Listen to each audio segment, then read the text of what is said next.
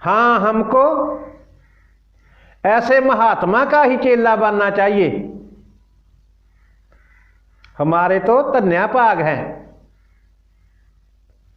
हमारा तो जीवन बदल जाएगा।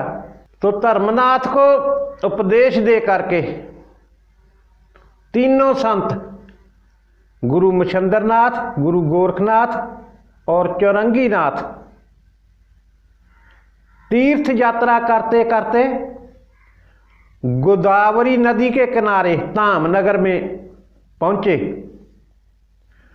तो वहां पहुंचकर गुरु गोरखनाथ को उस मानक के बारे में याद आया। वो मानक कौन था? जिससे मांगकर गोरखनाथ ने भोजन खाया था।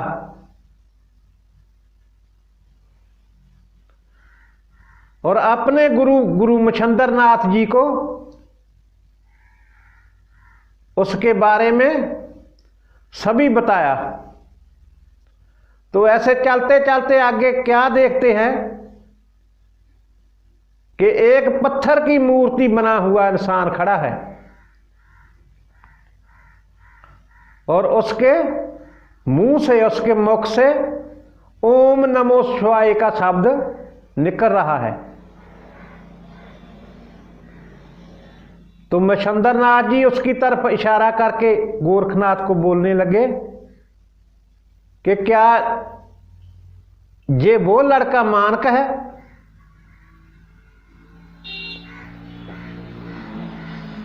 तो तीनों ही साधु उसके पास पहुंच गए।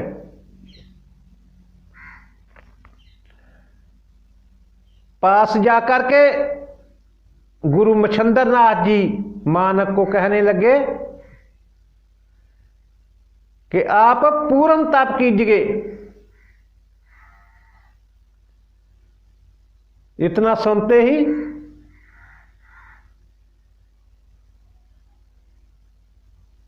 मानक ने जवाब दिया कि आप ऐसी फालतू की बातें क्यों करते हो?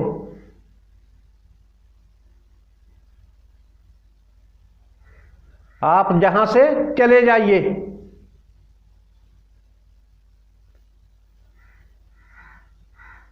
तो उल्टा जवाब सुनकर गुरु मच्छिंद्रनाथ और चौरंगीनाथ तीनों ही हैरान हैं। तो थोड़ी देर के बाद चौरंगीनाथ और गुरु मच्छिंद्रनाथ जी थोड़ा आगे साइड में एक पेड़ के नीचे जाकर बैठ गए। तो गुरु गोरखनाथ मानक के सन्मुख सामने ही रहे। तो उधर चौरंगीनाथ और मच्छिंद्रनाथ जी देख रहे हैं कि अब हमारा चेला गोरखनाथ क्या करता है।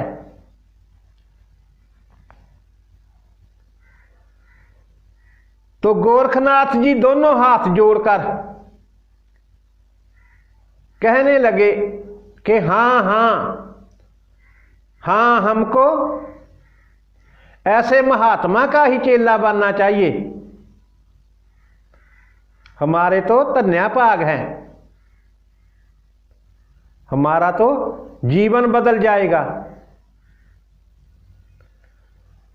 उनको सुना करके दोनों हाथ जोड़ करके बोलने लगे कि हे स्वामी जी, क्या आप मेरे मुर्शिद, आप मेरे गुरु बन सकते हैं? मुझे अपना शिष्य, अपना चेला बनाओगे? तो मानक कहने लगे कि हे बेटा, आप इतने बड़े होकर के भी आपको ज्ञान नहीं है,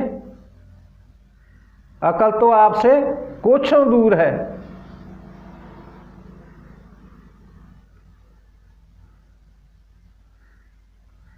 आप हमको गुरु बनाने के बदले हमारे गुरु क्यों नहीं बन जाते? हमको अपना चेला क्यों नहीं बना लेते। तो ये उत्तर सुन करके गोरखनाथ को खुशी हुई, क्योंकि उन्होंने ये प्रश्न जानबूझकर ही ऐसा किया था।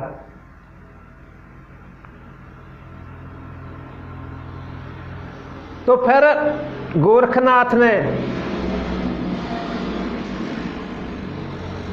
अपने मंत्र प्रभाव से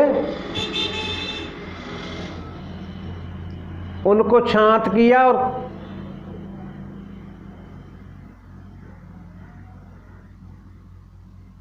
उसकी सुरती को, उसकी रूह को बदला।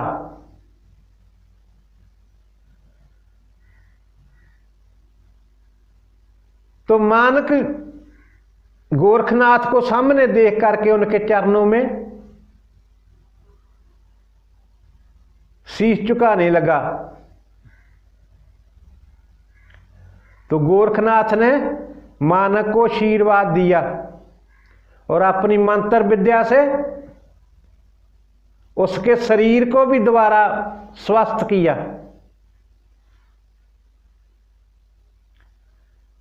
फिर उसका हाथ पकड़ करके अपने गुरु मच्छिंद्रनाथ के पास ले गए। तो इसका सारा बदला हुआ स्वभाव देख करके गुरु मच्छिंद्रनाथ ने उस बालक मानक का नाम अड़भंगनाथ रखा।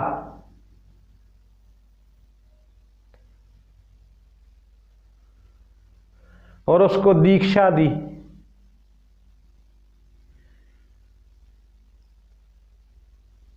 फिर गुरु गोरखनाथ, गुरु मच्छिंद्रनाथ, चुरंगीनाथ और अड़भंगनाथ,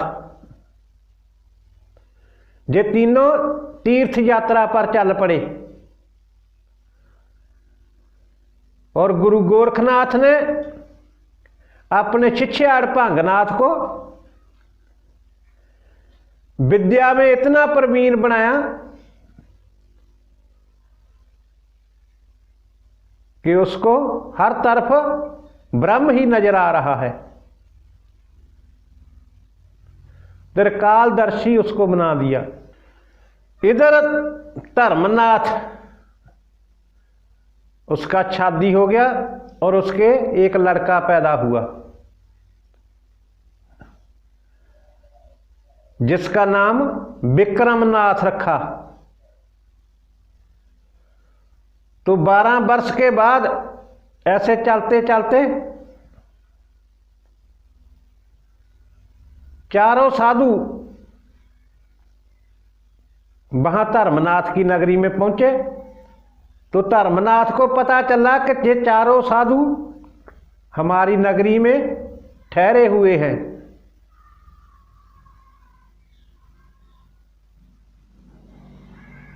तब वो गुरु मच्छिंद्रनाथ को और चारे साधुओं को जाकर के मिला, शीश नवाया, आशीर्वाद लिया और सभी को अपने महल में ले आया।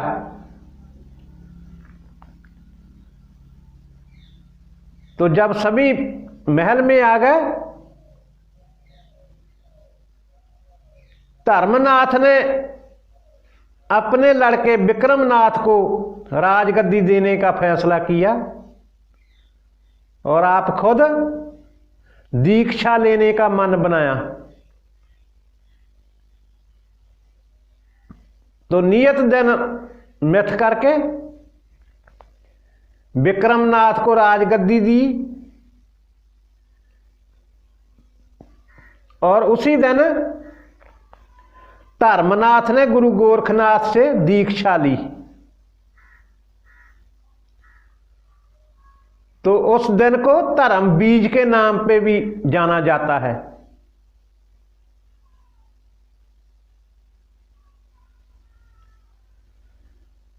तो उस दिन, जिस दिन दीक्षा ली, उस दिन बहुत बड़ा जग भंडारा भी किया गया जिसमें सभी देवगण और देवी देव पहुंचे हुए थे। सभी को दक्षिणा दी और दान भी दिया। तो ऐसा भंडारा देख करके जनता ने हर साल ऐसा भंडारा करने के लिए गुरु मच्छिंद्र नाथ के आगे फरियाद लगाई। तो जनता का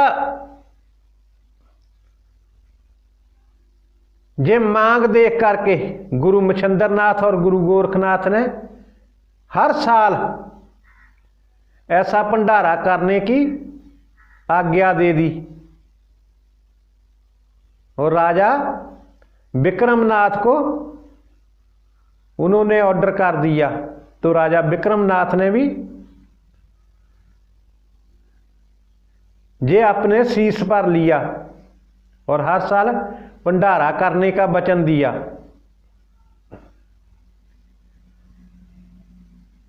तो अपने बेटे को राजगद्दी दे करके धर्मनाथ साधु मंडली के साथ यात्रा पर चल पड़े। तो बद्रिका आश्रम में पहुंच करके शंकर भगवान और माता पार्वती के चरणों में शीश झुकाया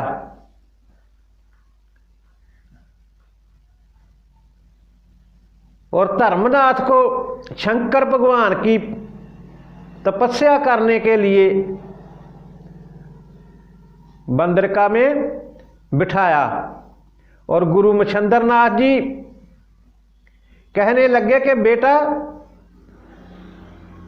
आप जहां बैठ करके 12 वर्ष के लिए तप कीजिए, आप तपस्या करो, हम 12 वर्ष के बाद फिर आपको मिलने आएंगे और आपको ज्ञान उपदेश करेंगे।